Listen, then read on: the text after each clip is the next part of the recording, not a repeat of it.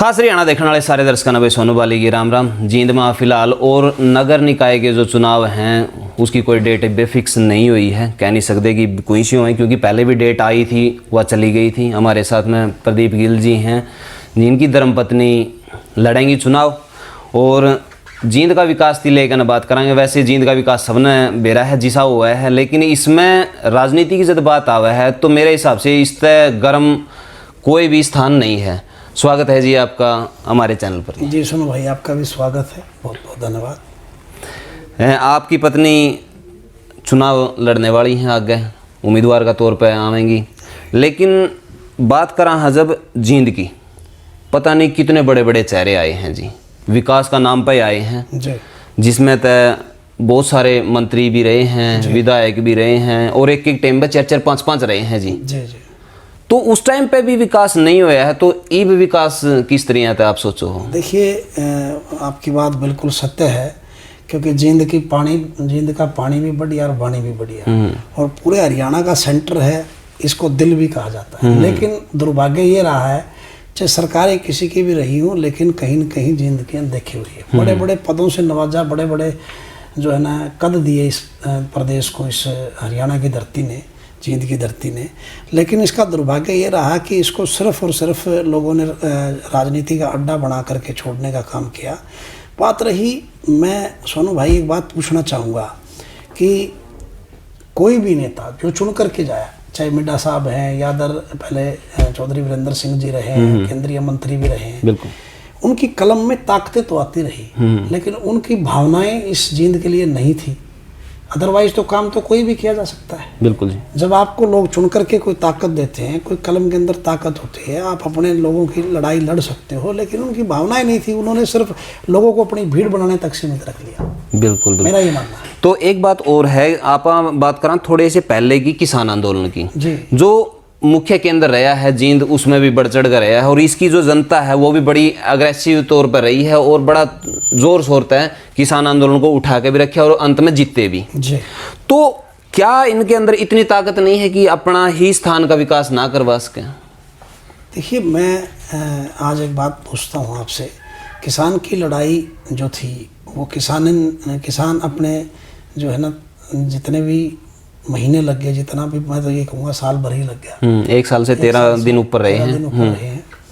तो इस प्रकार से मैंने अभी 2 शब्दों में पहले बोला कि जो भी आदमी चुनाव जीत करके आता है उसके पास लोगों की एक ताकत होती है और उस ताकत के बल पर अगर वो चाहे तो कोई भी काम करवा सकता है। जैसे कि पूरे हरियाणा नहीं, पूरे देश के किसान ने एक लड़ाई लड़ी जिसको वो जीत करके आए। बिल्कुल। माननीय प्रधानमंत्री ने भी माफी मांगनी पड़ी और वो जो है ना निरस्त करने पड़े काम। बिल्कुल बिल्कुल। तो ऐसा होगा, लेकिन होगा तब जब इस जींद की धरती पर कोई ऐसा व्यक्ति चुन करके आएगा। मैं ये नहीं कह रहा मैं ही बेस्ट हो सकता हूँ, मेरे अलावा भी कोई साथी हो सकता है। बिल्कुल।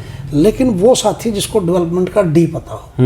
यहाँ तो ऐसे ऐसे लोग चुन करके आ जाते हैं जिसको डेवलपमेंट का डी नहीं पता। आज देखना, आप किसी भी गली में जाओ, बिल्कुल पहले वो गली बना दी जाती है, बिल्कुल, फिर वो पाइप बोला भाई इसमें सीवरेज रहेगी, बिल्कुल सीवरेज के लिए दोबारा फाड़ दी जाती है। अरे यार, 3 से 4 डिपार्टमेंट है, PWD है, पानी का महकमा जो है, आपका जो है ना बिजली का महकमा है, आपका सीवरेज का महकमा है, इन तीनों को बिठा लो ना साथ, किसी ने मना किया? इनको पहले इनसे NOC लो भी, इसमें कोई काम बाकी तो नहीं है। बिल्कुल। अगर पहले उनकी फिलिंग कर दी जाए, उसके बाद गली बनाई जाए, तो आज वो दोबारा जो खर्च हो रहे हैं, किस प्रकार से रोहतक रोड 2 बार 3 बार बैठ गया, सिस्टम किया, फिर पाट दिया। इन लोगों को पता ही नहीं है, कार्यशैली नहीं है भाई। पढ़े लिखे लोग और ऐसे ऊर्जावान लोग चाहिए जिनको इस जींद के लिए तड़फ हो, तकलीफ हो। मैं कोई राजनीतिक घराने से संबंध नहीं रखता, मेरे दादा परदादा को मंत्री MLA नहीं रहे, मुझे कोई धरोहर में ये चीज़ नहीं मिली, मुझे एक टीस तो है। मैं ये नहीं कहता कि मैं ही बेस्ट हो सकता हूँ, परंतु मुझे एक टीस है, ये किसी और नौजवान को भी हो सकती है, किसी और साथी को भी हो सकती है, कि जींद का आज तक यूज हुआ है, लेकिन जींद के लिए काम करेंगे, एक नई पॉलिटिक्स को जन्म देंगे, हो सका तो देंगे, और नहीं तो लड़ाई चली रही है। नई पॉलिटिक्स की जब बात आवा है तो बड़ी नई पॉलिटिक्स उम्मीद के साथ में दुष्यंत चौटाला जी इस एरिया में उभर कर आए थे और उनके जो छोटे भाई हैं उनकी भी बयान दिया था कि जींद वाले खुश हो जाओ कि आपकी राजधानी बनने वाली है। तो मेरे हिसाब से तो आप जैसे जो अग्रेसिव हैं अपना आप में भी हम काम करवाएं तो आपकी ज़रूरत ना पड़े, क्योंकि उसका राजधानी बन जाए भैया। मैं तो ये कहूँगा अगर वो बना दें अगर वो बढ़ा दें तो मैं स्पेशली गुलदस्ता लेकर धन्यवाद करने जाऊंगा, क्योंकि हमें राजनीतिक भूख नहीं है। अगर राजनीतिक भूख होती तो जिस टाइम मैंने जेजेपी को छोड़ा तो मैं शायद बीजेपी का दामन थामता, सरकार तो उसकी थी, मैंने अपनी झोली में संघर्ष डाल लिया। लेकिन मैं आपको ये बता रहा हूँ कि ये सिर्फ और सिर्फ जो जुमलों वाली बातें थी वो आज जींद की जनता जान चुकी है। मैं तो कह रहा हूँ ना, करो ना, चाहे वो कर दे, क्या दिक्कत है? राजनीति में चुना क्यों है हम लोगों को? इसीलिए चुना है कि वो आगे आए और काम करें इस जींद के लिए। और जींद को अपना घर कहने वाले लोग आज जींद के विकास के लिए जिम्मेवार हैं। अगर वो करेंगे तो हम उनका वेलकम करेंगे। तो ये बात तो नहीं है कि कहीं जेजेपी में आपको वो मान सम्मान नहीं मिला हो जो आपको कांग्रेस देना चाहती हो, या इन फ्यूचर कांग्रेस अपने आप को सत्ता में देखती हो, इस दूरदर्शित नीति के कारण तो आप कांग्रेस में नहीं आए? देखिए, दूरदर्शिता किसके पास नहीं होती? जो पढ़ा लिखा इंसान है उसके पास दूरदर्शिता है। जब चौधरी ओम प्रकाश चौटाला को अपनी दूरदर्शिता को देखते हुए दुष्यंत अपने दादा को छोड़ सकता है, तो मैं भी अपनी दूरदर्शिता से हो सकता है वहाँ चला गया हूँ। बात ये नहीं है, बात ये है कि अपने लिए हम लोग ना करके इस जींद की जनता के बारे में सोचें। मैंने बोला ना कि जेजेपी अगर काम करे तो हम तो स्वागत करते हैं ना भाई। आज ताकत है उनके पास, कलम है। आज किस चीज़ की भूख है? लोगों की संतुष्टि करो, लोगों के बीच में आकर काम कर दो, लोग हो सकता है माफ़ कर दें। तो प्रदीप जी, मुद्दों को लेकर जब बात करा, हाँ, तो आपने भी कितने ज्ञापन दिए हैं आज तक भी? यहाँ पर गली नहीं बन रही है, यहाँ सीवरेज की व्यवस्था नहीं है, यहाँ पर पानी भरने की जो समस्या हुआ है वो आज तक आपने कितनी बार सर उठाई मैं है? एक बात बताऊं, मैं छोटा सा लग गया था और शायद आपके टीवी चैनल भी शुरू नहीं हुए थे जब तक यूट्यूबर नहीं थे। मैं छोटा सा लग गया था राजनीति में, और जब मैंने राजनीति शुरू की तो मैंने पहली बार क्लास रिप्रेजेंटेटिव का चुनाव लड़ा था। उसके बाद बंसीलाल सरकार में वो चुनाव बंद हो गए थे। उसके बाद जिला परिषद से लेकर और यूथ के जो भी मेरे पद मेरे पास रहे, मैंने चाहे वो किसी भी तरह की बात आई, रोजगार की बात आई, जींद के पिछड़ेपन की बात आई, गली मोहल्ले की बात आई, अपराध की बात आई, हर मुद्दों पर हम लोगों ने लड़ाई लड़ी है। लेकिन क्या होता है कि जब तक डेजिग्नेशन नहीं होती, जब तक आदमी की कलम में ताकत नहीं होती, लोगों के लिए काम नहीं हो पाते। अगर आज कहीं ना कहीं नगर परिषद का जो चुनाव आ रहा है, पहली बात तो मैं आपके टीवी चैनल के माध्यम से एक बधाई दूंगा, धन्यवाद करूंगा इस सरकार का। लोकतंत्र की हत्या की जा रही थी 1 साल से। मई आने वाली है, मई में ड्यू था ये पिछली बार। लेकिन किस प्रकार की सरकार बनी है कि यहाँ सिर्फ अफसरों को बिठा दिया ला करके। अरे एमसी बनते थे, एमसी चुने जाते थे, लोग उनके पास समस्या लेके जाते थे, वो सारी चीज़ें बंद कर दिया। अपने अफसरशाही की सरकार है। डिबेट करें ये लोग बैठ करके कि किस प्रकार से इन्होंने विकास किया। अरे विकास करने वाले लोगों को ही तुमने चुनने नहीं दिया। बिल्कुल बिल्कुल। गली मोहल्ले में एमसी जब चुना जाता था तो छोटे छोटे काम लेकर के गली मोहल्ले के लोग लाइट का, बिजली का, पानी का, सीवरेज का, वोटर कार्ड का, फैमिली आईडी का, सब चीज़ों का लेके जाया करते थे। बिल्कुल। अरे मैं तो पहले तो ये धन्यवाद दे रहा हूँ और अभी भी कह रहा हूँ मैं आपको, आप देख लेना, ये अप्रैल में चुनाव करा दें तो मैं धन्यवाद करूँगा इनका।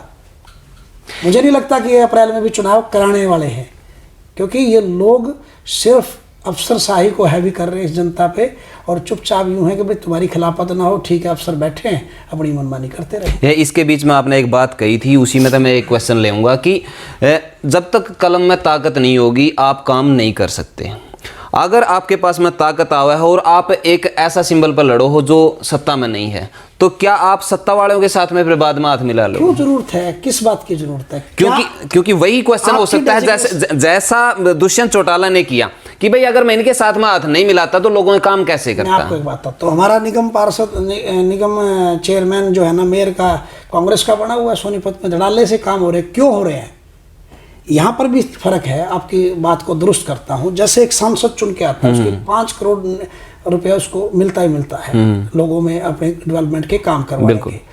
इसी प्रकार से जैसे विधायक के पास ग्रांट्स नहीं होती, वो तो सरकार पे वो होता है, डिपेंड होता है। वो कोई गली मोहल्ले की सरकार वो समस्याएं नहीं दूर कर पाती। बिल्कुल।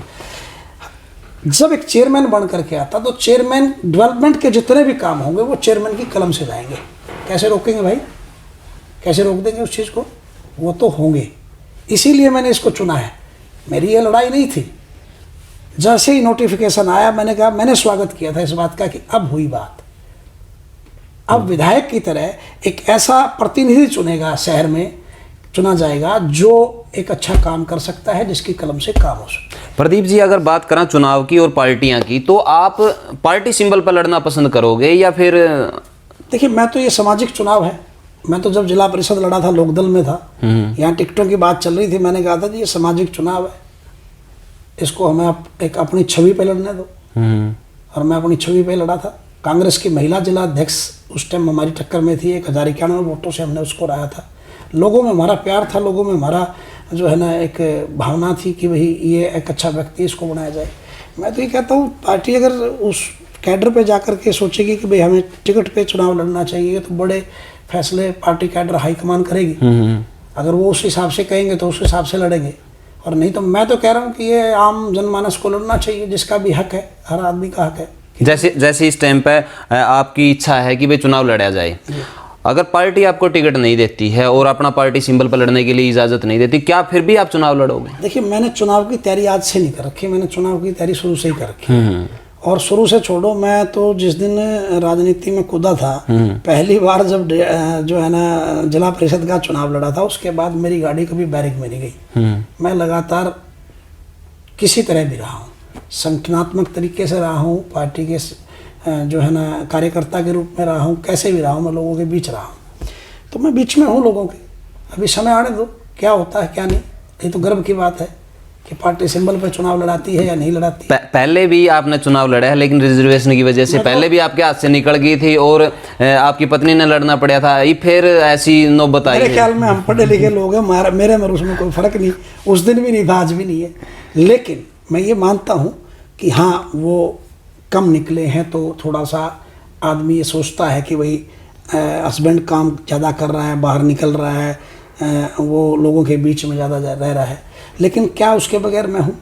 नहीं, बिल्कुल नहीं। पता है क्या, जब ग्राउंड लेवल पर आप काम कर रहे हो, समझो इस बात में, ग्राउंड लेवल पर काम कर रहे हो, लेकिन आपको मजबूरी में चेहरा बनाना पड़ रहा है, जबकि वो ग्राउंड लेवल पर इतने एक्टिव नहीं थे। समझो इस बात में। इसको मजबूरी ना मानो, हम दोनों गाड़ी के दो पहिए हैं। इस राजनीति में यहाँ तक पहुँचाने में कहीं ना कहीं उसका हाथ है। बिल्कुल, वो तो पैरेलल चलेंगे जी, चलती है ना। तो इसी प्रकार से अगर कोई चीज़ मैं तैयारी कर रहा हूँ और उस पर ये आ गई कि भाई लेडीज लड़ेगी, तो मेरे लिए वो स्टेपनी की तरह काम करेंगी, वो आ गई, वो लड़ लेंगे। प्रदीप जी, कंपेयर करेंगे आप, अगर पार्टी सिंबल के साथ में सभी पार्टियां अपने अपने कैंडिडेट उतारे हैं, तो अपने आप को किस प्रकार से आप बेस्ट मानते हो कि मेरा संघर्ष उनसे बेहतर है और उनके द्वारा करे गए काम इतने अच्छे नहीं रहे? देखिए, जनता चुनेगी, मैं नहीं कहूँगा। नहीं, फिर भी आपके भी संघर्ष आप कंपेयर टू करोगे। मैं विजन कर सकता हूँ, मैं मेरा ब्लूप्रिंट बता सकता हूँ, मैं ये बता सकता हूँ कि मैं बेस्ट कैसे हूँ। ये चुनाव, पहली बात तो सिर्फ एक वार्ड का चुनाव नहीं है, बिल्कुल 31 वार्ड का चुनाव है। जो व्यक्ति एक अच्छे लेवल की मेहनत करे हुए है, जिसको अपनी पहचान बताने के लिए लोगों के बीच में जाके ये ना बताना पड़े कि मैं फलाना हूँ। मेरा जन्म इस जींद में हुआ है, मैं पैदा होकर इतना बड़ा इस जींद में हुआ हूँ। छोटा या बड़ा, जितना भी मैं पदों कदों पे रहा हूँ, इस जींद की वजह से रहा हूँ, इन्होंने मेरे को प्यार दिया है। चाहे आप बूढ़ा बाबा बस्ती चलो, चाहे आप चंद्रलोक हकीकत नगर 40 क्वार्टर, पटियाला चौक, जोगिंदर नगर, नेताजी कॉलोनी, आप सावित्री नगर चलो, सावित्री नगर में मेरा जन्म हुआ है। यानी जिस व्यक्ति का हर कॉर्नर में अगर अप्रोच है और 36 बरादरी में लाड है, मैं उस हर व्यक्ति को बधाई देता हूँ, बेस्ट विशेष देता हूँ कि उसको चुनाव लड़ना चाहिए। कोई व्यक्ति ये कहता है कि मैं एक जात पे चुनाव लड़ रहा हूँ, कोई व्यक्ति कहता है मैं सिर्फ एक टिकट पे चुनाव लड़ रहा हूँ। मेरे ख्याल में ये गलत है। मेरे हिसाब से तो जिस भी व्यक्ति का इस तरह का कैडर है, उसको ये चुनाव लड़ना चाहिए। मैं बिल्कुल कह रहा हूँ कि मैं ही बेस्ट नहीं हो सकता, कोई और भी बेस्ट हो सकता है, लेकिन मेरे पास मेरा ब्लूप्रिंट है। मैं इतना जरूर कहलवा दूंगा। मैं एक बात जरूर कहता हूँ, आप नौजवान हो, मैं एक बात जरूर कहता हूँ कि बार बार हम एक बात कह रहे हैं, सुन रहे हैं, गली मोहल्ले में सुन रहे हैं कि यार उसने भी काम नहीं किया, यार वीरेंद्र सिंह जी ने भी काम नहीं किया, यार उसको भी कमान मिली। भाई, फिर इसको जिम्मेवार कौन है? बिल्कुल, बार बार चुनते कौन है? हम ही लोग चुनते हैं। हमें अपने में से कोई ऐसा व्यक्ति उठा करके आगे भेजना पड़ेगा जिसको इस बात की टीस हो, जिसको पता हो कि उस कॉर्नर की समस्या क्या है। बिल्कुल बिल्कुल, वो कोई भी हो सकता है, लेकिन एक ये बात करके टिकटें देना कि ये फलानी जाति का है, ये फलाने धर्म का है, ये फलाने मजहब का है, ये जो व्यक्ति है ये उस बाप का बेटा है, ये उस मंत्री का बेटा है, मैं इस पैरामीटर को तोड़ना चाहता हूँ। तो आप तोड़ना चाहते हो, लेकिन बात कहीं ना कहीं जातिगत आवा है जी, क्योंकि आज तक जितने भी निष्कर्ष निकाले गए हैं टिकट देने के, टिकट बांटी जाम है तो किसी न किसी आधार पर, और इसमें मैन रवा है कि वो किस जाति से है और इसका कितना प्रभाव किस जगह पे है, तो ये बात लाजमी सामने आवे जी। सोनो, दावा कर रहा हूँ आज तेरे टीवी चैनल पे, इसी बात को तोड़ूंगा, इसी बात को हम खत्म करेंगे कि हमें जाति धर्म के अंदर उलझाने की कोशिश ना करें।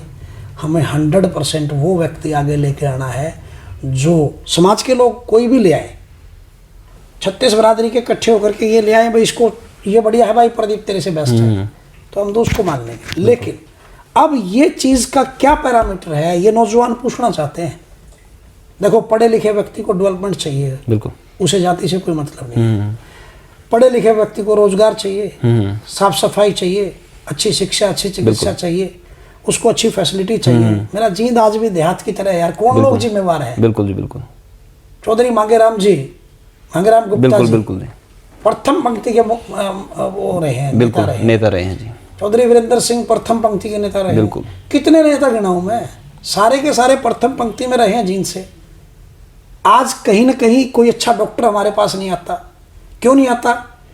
अच्छे डॉक्टर्स यहाँ अपनी इन्वेस्टमेंट नहीं कर रहे, अच्छे डॉक्टर्स यहाँ अपनी बदली नहीं ले रहे, अच्छे एसपी डीएसपी सिस्टम, ये कैडर अच्छे अफसर रुकना नहीं चाहते क्योंकि फैसिलिटी नहीं है। बिल्कुल। कोई भी एक जींद में मुझे आप एक चीज़ ऐसी बता दो जहाँ भाई लोग ये हो जाए कि शाम को एंटरटेन के लिए आदमी लोग चले जाए, बिल्कुल कोई है ही नहीं।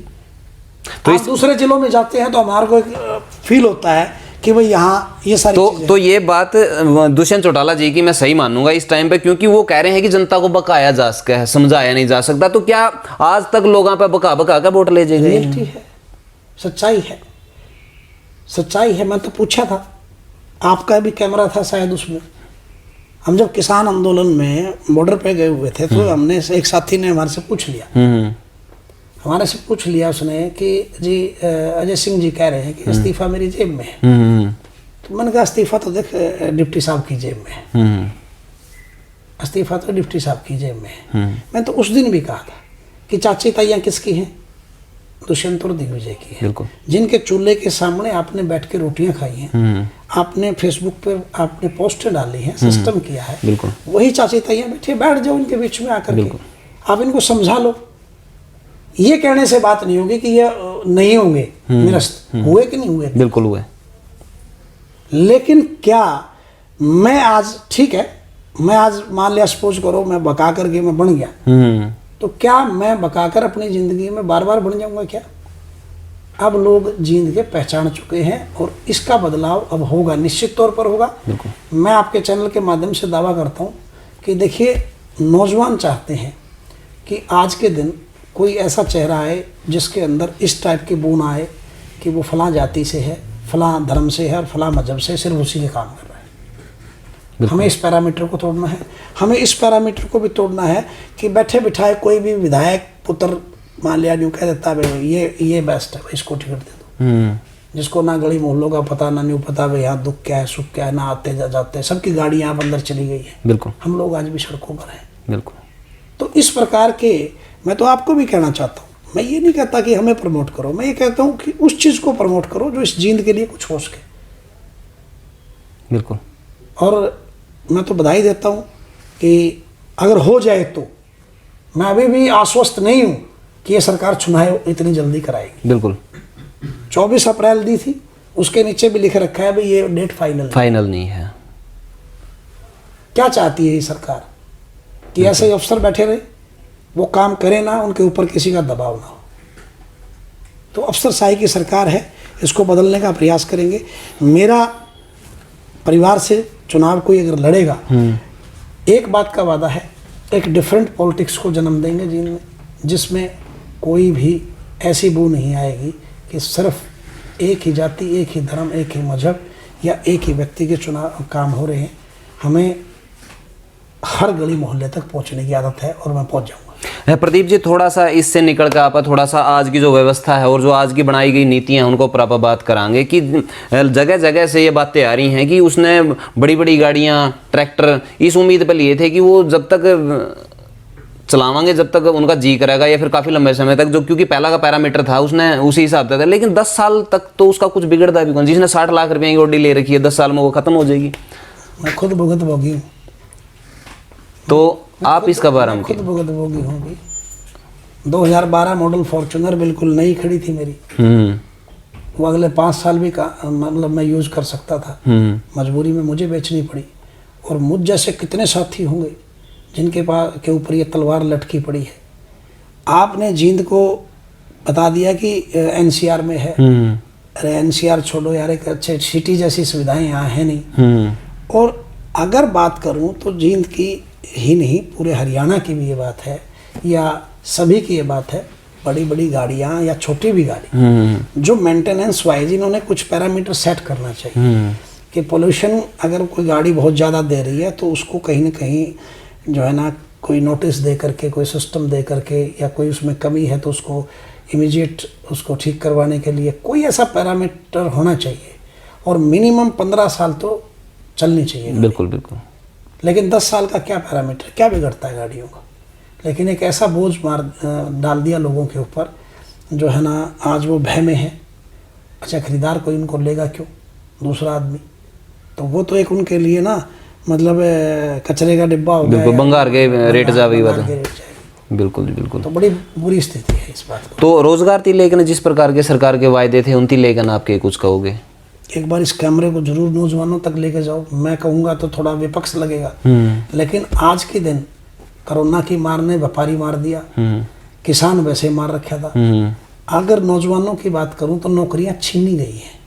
मैं नहीं कह रहा, आप कभी उन साथियों के पास जाओ जो गुड़गांव जैसी जो है ना हाईटेक सिटीज़ में जॉब करते थे, जहां कोरोना की वजह से बार बार उद्योग बंद हुए, वहीं पर उन लोगों को नौकरियों से निकाल दिया गया। मेरे पढ़ाए हुए काफ़ी स्टूडेंट ऐसे थे जिनको अब नए सिरे से ज़िंदगी शुरू करनी पड़ी। होंडा ने 15-15, 13-13 साल के पुराने नौजवानों को निकाल करके घर से मतलब बेघर कर दिया। अभी वो नई जॉब्स तलाश करके शुरुआत आज उनकी कितने रुपए से हो रही होगी। तो आज ऐसी परिस्थितियाँ, नौकरियाँ देनी तो दूर की बात, ये लोग डिबेट करें भाई, ये बताएं, हमें आंकड़े दें। लेकिन मंच पे आके खड़े होकर के ये कहना कि भाई हमने ये कर दिया वो कर दिया और करके कह के और बोल के चले गए, आंकड़ों के हिसाब से बात करें, देखें कि हरियाणा प्रदेश में क्या हुआ है। कितने किसानों ने सुसाइड किया, कितने लोगों ने जो है ना व्यापारियों ने सुसाइड किया। भाई व्यापारी की परिस्थिति इस कोरोना की वजह से ऐसी है आज के दिन कि किस्तें नहीं दे पाता। इंटरनल अगर उसकी तकलीफ जाकर पता करोगे तब आपको ये पता चलेगा। अगर मैं कह रहा हूँ तो विपक्ष कह रहा है, बिल्कुल बोले तो विपक्ष, ना बोले तो ठीक है। क्यों भाई, कौन बोलेगा फिर? तो कहीं न कहीं नौजवानों के पास नौकरी नहीं है, किसान वैसे मार दिया, व्यापारी की वैसे हालत ख़राब है क्योंकि कोरोना ने बार बार उनकी दुकानें बंद करा करके व्यापारी जो है ना वो बिल्कुल हाशिए पे लाके खड़ा कर दिया। बुरी हालत है। वहीं पर कितने अपराध बताऊँ, आज हर दिन कोई न कोई गोली कांड जींद के अंदर देखने को मिलता है। पीछे एक व्यापारी साथी मारा, हर रोज़ फरोतियाँ हो रही हैं। मतलब लॉ एंड ऑर्डर भी इस हरियाणा प्रदेश में नहीं है और जींद में तो है ही नहीं। दूसरी तरफ जो मिड्डा साहब हैं ये दावा कर रहे हैं कि जो जींद में है शांति भी काफ़ी है और विकास के कार्य पूरे जोर पर चल रहे हैं। यार मैं मतलब ये बात अजीब सी मान रहा हूँ। फिर उन घरों से जाके पूछो जिनके घरों के बाहर उनके बेटों को मार दिया गया इसी जींद में। अखबारों की सुर्खियाँ रही है वो चीज़ें, फिर कह रहे हो कि जींद में शांति है, बहु बेटियाँ सुरक्षित नहीं हैं। आज के दिन हर चौक चौराहे पर सीसीटीवी कैमरों की ज़रूरत है, पुलिस बल की ज़रूरत है। आज हर चौक चौराहे पर महिला पुलिस वालों की ज़रूरत है, क्योंकि इस सरकार में सिर्फ ये बैठे हैं और बैठ कर के बोल जाते हैं। उसके बाद भाई आप लोगों का एक दायित्व बनता है, आप इस कैमरे को ना निष्पक्ष एक बार निकालें। बिल्कुल, फिर आपको पता चलेगा कि प्रदीप गिल झूठ बोल रहा था या ये लोग झूठ बोल रहे थे। उन व्यापारियों के घर जाएं जिनके नौजवान बच्चे मार दिए गए, फिरौतियाँ मांगी गई, इसी जींद में हुआ है। आए दिन अब गुड़गांव में 3 मार दिए रात को पेट्रोल पंप पर, मरे मिले वो। कितने अपराध हो रहे हैं इस हरियाणा प्रदेश में। आप मुझसे बेहतर लोगों के बीच में और जाइए, पूछिए उनसे, तब आपको पता चलेगा हमारे कहने से तो विपक्ष हो गया। बिल्कुल जी, बिल्कुल। धन्यवाद प्रदीप जी। तो हमारे साथ में प्रदीप गिल जी थे, जिनकी सवाल उठाए हैं जींद के विकास को लेकर ने। और देखने वाली बात यह है कि जनता क्या कुछ कवे है और आगे नतीजे क्या कुछ निकल काम है, क्योंकि इनकी धर्मपत्नी जी हैं वो चुनाव लड़ेंगी और विकास का दावा कर रहे हैं कि भाई हम अपनी तरफ से दी बेस्ट करने की कोशिश करेंगे। जो अपने विचार हैं नीचे कमेंट बॉक्स में ज़रूर दियो, और कहीं पे भी समस्या है तो आप एक बार नीचे कमेंट बॉक्स में ज़रूर बताइए कि भाई फलां जगह आ गया ना, आप इसकी दिखाओ, एक बार फिल्माओ, तो हम ज़रूर पहुँचने की कोशिश करांगे। मिला किसी और वीडियो में, तब तक के लिए जय हिंद, वंदे मातरम, जय जवान जय किसान। जय हिंद।